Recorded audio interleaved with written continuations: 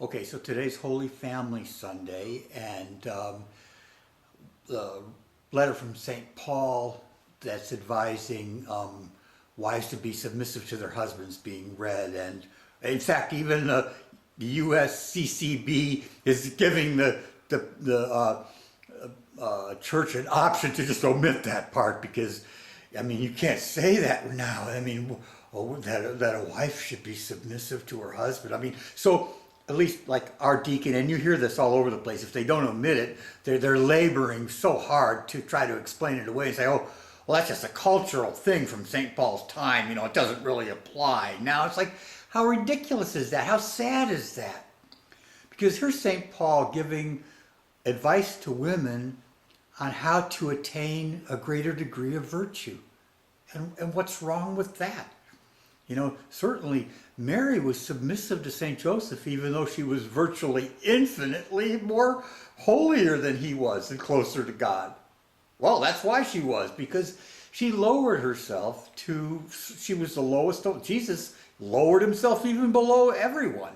He was subservient to St. Joseph and Mary, mere mortals, and he's God.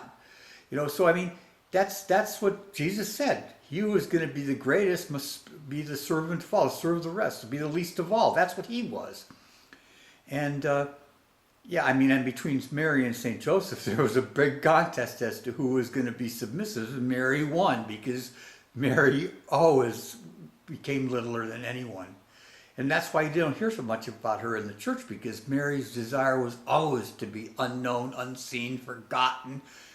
The only person she was not unknown to was God. But at any rate, so here's a path of virtue that St. Paul is laying out for women to use for their own advancement in virtue and holiness. And it's like, oh, you don't want to do that.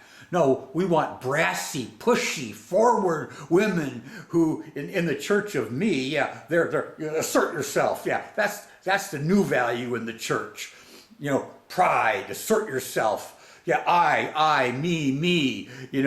I submit to no one. I wouldn't submit to my husband. I mean, come on. Can't they see that? Can't they see what's wrong with that? That's not the way of virtue. I would say for women, I would agree with St. Paul. Follow the way of Mary. I mean, that would probably be better than the new church of me and assertiveness and you're defending yourself, getting your feelings hurt by not being chosen to be a leader and be seen by others right. So that's not really the value. Okay, I think St. Paul had it right.